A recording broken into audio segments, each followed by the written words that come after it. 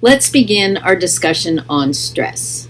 Stress means different things to different people, so we're just going to focus on a couple of different areas. First, let's start by asking the question, which straw will break the camel's back? The answer to that question, of course, is the final straw. That final straw we're going to refer to as a stressor. Anything that causes stress. Stressors can accumulate gradually until there's just one too many. A heavy load of stress may not literally break our backs, but it can tax our coping systems and affect the functioning of our immune response. In the science of physics, stress is the pressure or force placed on a body. For example, when boulders crash in a landslide, they exert pressure or stress on the valley floor below. With people, stress is the pressure we experience when a demand is placed upon us that requires us to adapt or adjust. Sources of stress can be occupational or academic. You may have time pressures, parental responsibilities, even your neighbor's music can be a stress. But people actually need some stress in their lives to help them stay active and alert and energized. Without it, we might become stagnant or boring. Not all stress is bad. Even though stress sounds like it's a terrible thing, positive events can also be sources of stress. And we refer to this good stress as eustress. Eustress is the type of stress that makes you feel good about yourself, makes you feel successful, positive. It could be accomplishing a challenge, playing sports, watching a scary movie with a friend. If we look at this, whatever this is on the left, this is a thing that has no stress, nothing, no positive stress, no negative stress. It's just lethargic, boring, dull, and unenthusiastic. We have positive stress that makes us adjust and adapt and helps us learn how to cope. Then we have distress, or the negative or bad type of stress. This is the kind that over time can affect our ability to adjust and can lead to health problems. Even people who are the most resilient and are able to bounce back in the face of stressful situations can eventually fall under the strain of chronic or prolonged stress.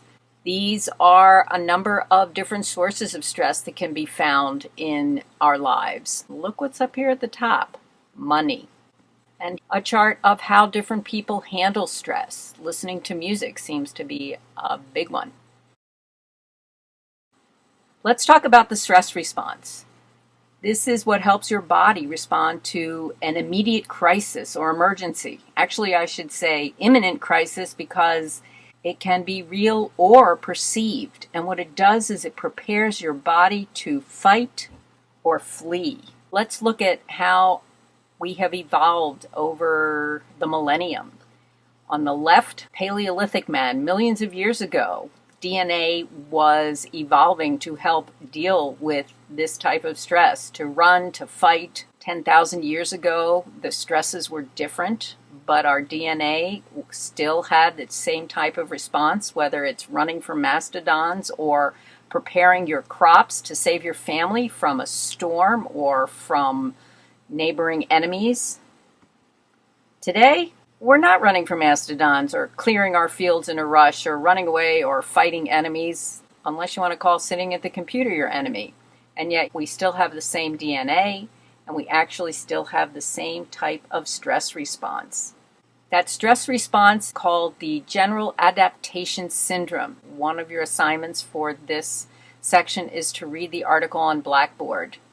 The alarm phase is when the body is physically and psychologically responding to the stress. The resistance or adaptation stage is the body's attempt to renew energy, to repair damage, and the goal of the resistance stage is to restore homeostasis or balance. This exhaustion phase is when resources, we're talking about energy resources, psychological resources, have been depleted. If this exhaustion phase persists, it can lead to stress-related disorders, but hopefully the person is able to restore balance or homeostasis and recover.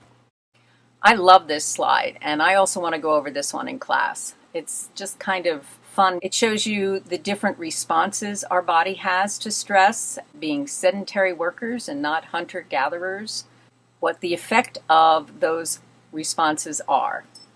A stressful experience activates what's called the autonomic nervous system. The autonomic nervous system, well, you know what? Before we discuss the autonomic nervous system, I'd like to briefly review our nervous system.